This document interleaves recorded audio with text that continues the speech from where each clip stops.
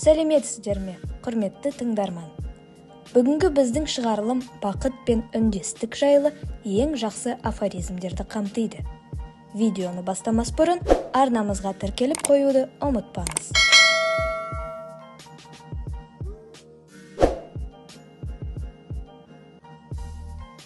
Бақыт деген жақсы денсаулық пен нашар есте сақтау қабілеті.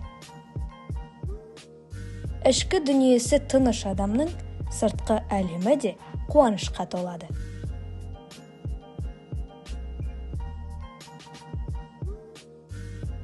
Өмірге қуана білу күніне бірнеше рет қайталау керек болған ең дұрыс шешім. Құлақ түріп қараңыз. Айналаның бәрі әсем әуен. Оны есте алу үшін миыңыздағы артық ойлардан арылыңыз.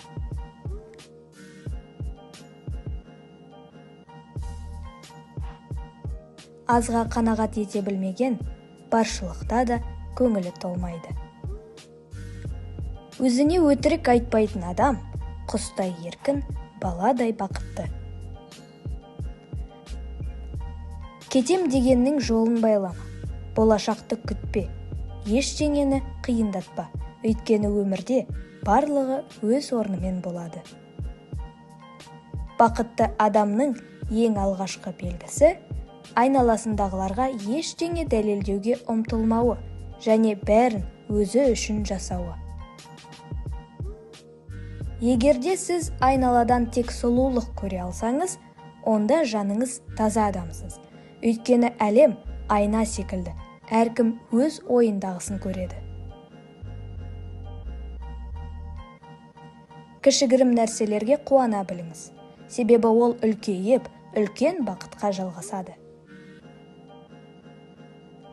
Қолыңыздағы бар нәрсеге қуана білу молшылықтың бастауы. Неғұрлым махаббат, ақыл, сұлулық және жақсылыққа құмар болсаңыз, айналаңыз да сондай жақсылықтарға тола түседі. Нағыз бақыт жаныңда сырыңды бөлісіп, сені күлкіге қалдырмайтын адамның болуы. Болған нәрсені ұстамдылықпен қабылдасаңыз, келесіде ешқашан ол сізді өзіне бағындыра алмайды. Өзгелерге өзіңіз жайлы көп нәрсе айтпаңыз, өйткені ашу үстінде үнсіз жүргендердің де тілі шығады. Махаббат – өмір сүруге деген құштарлық. Әр адамның өмірінде екі ағаш болады. Бірі бақыт, екіншісі қайғы. Осы екеуінің қайсысын мәпелесең, соның жемісін көресің. Өткеніне көп қайырлатын адамның құрдымға кетуі тез әрі анық.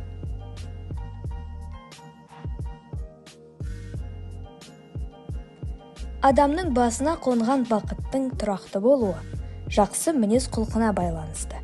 Мінез бен ақыл жарасса, адамгершілік ұтады.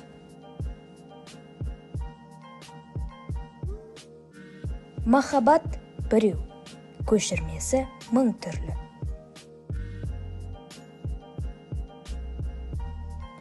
Бір күні бұл жалғанмен қоштасатыныңды мойындау керек.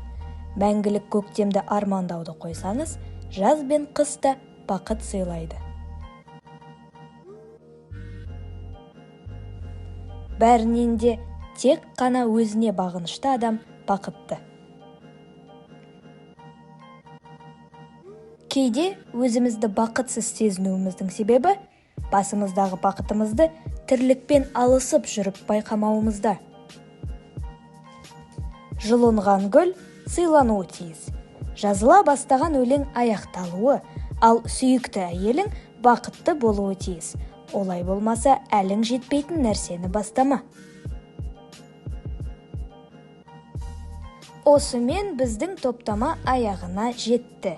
Видео сізге ұнап, пайдалы болған болса, лайк басуды ұмытпаңыз. Келесі видеоларды өткізіп алмау үшін біздің даналық сөздер каналымызға тіркеліп, қоңыраушаға басып қойыңыз. Келесі видеоларда кездескенше.